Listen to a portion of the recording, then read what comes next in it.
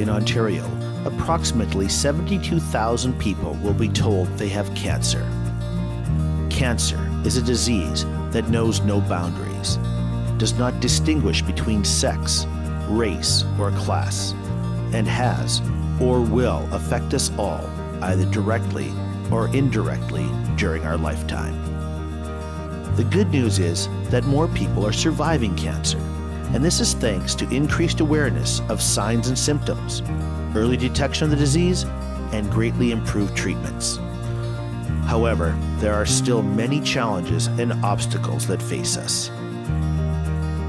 Excellent cancer care results from high-quality cancer research.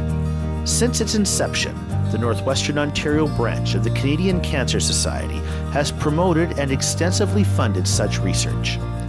The results of our efforts can clearly be seen as Thunder Bay is home to the most advanced and successful cancer research facilities in the world. As a direct result of the efforts right here at home, we can hold our heads high and be proud that we have really made a difference that has had an impact on cancer everywhere in the world. The Northwestern Ontario office is the leading charitable funder of cancer research in the region. Our ongoing success in this role is key to the development of innovative, high-impact research.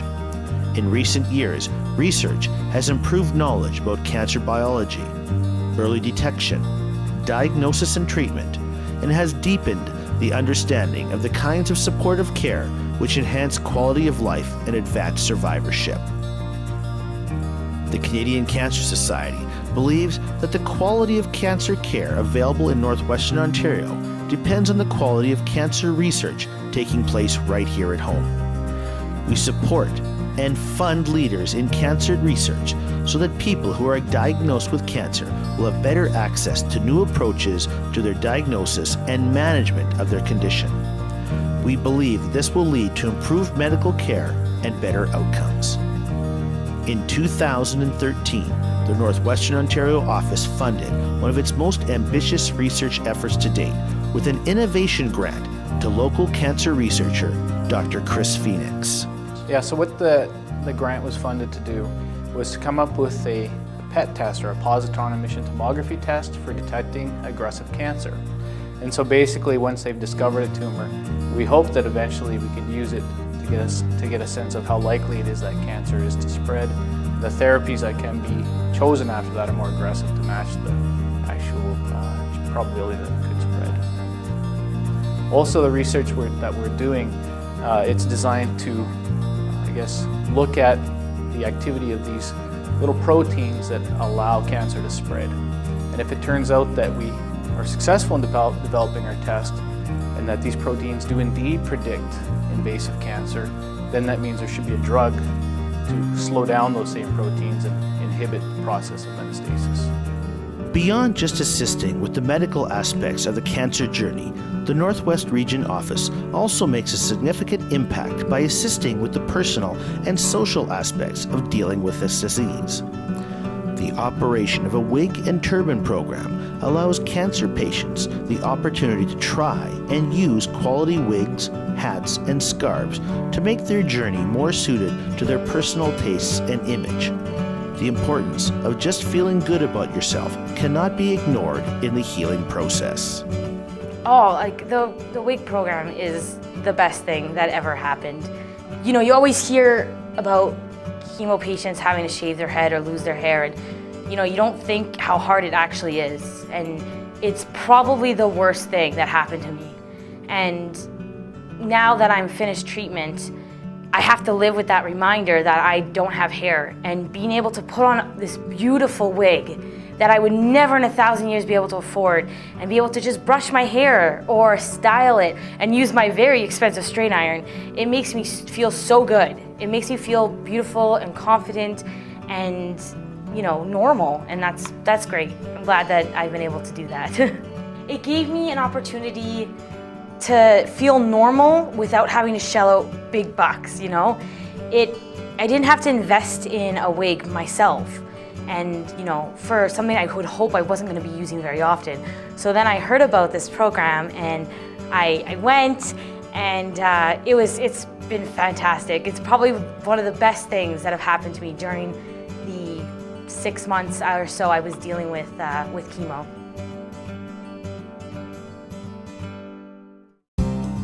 The Northwest Region Office brings together hundreds of volunteers, supporters, and companies with different ways for them to donate their time, money, and energy.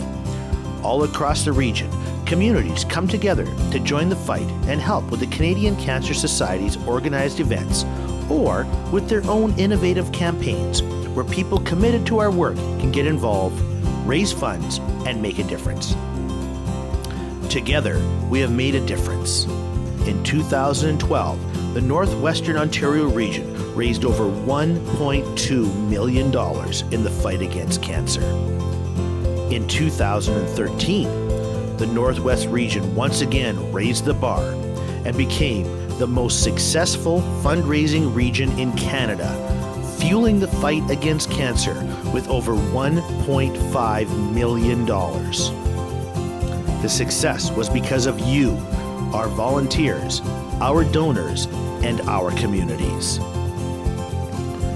Daffodil Month is one of our best fundraising events where communities, companies, and individuals throughout the region mobilize to raise funds to support our services and our cancer research projects. Cops for Cancer, Dirty Girls, Relay for Life, and Hope in the City are other key regional events that bring thousands of people together to make our record-setting fundraising goals a reality. Well, Dirty Girls was an idea actually from my hairdresser that said, why don't you put on a mud run in the city? And I'd had a little bit of experience doing health and fitness type events in the past. So it seemed like a really fun event, and it's not something that had been done before in Thunder Bay. So I had an idea that it would be a success, but wasn't too sure. And I was actually on a bus trip with Joan Arnott, who's a volunteer with the Canadian Cancer Society, and she'd asked me if I had chosen a charity yet. And I hadn't at that point, and she had basically told me that I should choose the Canadian Cancer Society, and I thought that's a perfect fit because it was going to be a women's event, and it would be a great fit for a breast cancer event or just highlighting female and cancers that affect women. And so that's kind of how it got chosen to be the Canadian Cancer Society. So it was a fantastic day.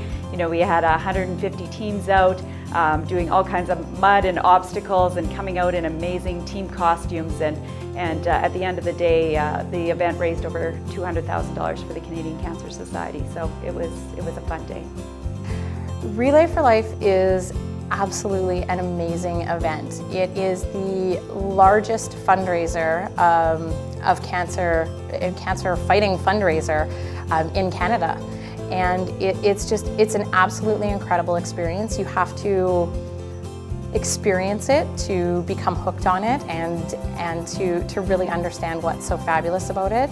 We relay overnight to symbolize a person who's going through cancer, their journey through cancer. So the beginning and as the evening progresses and it gets darker and it's the dark times in their treatment, and then as the sun comes up, they're nearing the end of their treatment. So it's very symbolic doing the 12-hour relay overnight, and it's just walking the track and seeing those luminaries, and in our community, seeing all the people who are affected by cancer, people you see in everyday lives, whether it's the cashier at the grocery store or your bank teller or a family member, you see all kinds of people from the community there, and just realize how cancer really, really does touch absolutely everyone.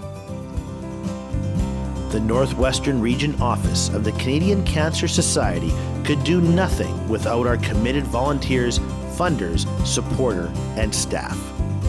We honor, value, and respect them. People volunteer for many different reasons, but they all bring skills, passion, and energy to their role. What motivates them to be part of the program? Why and how are the volunteers of the Northwestern region making an impact on cancer? It's simple.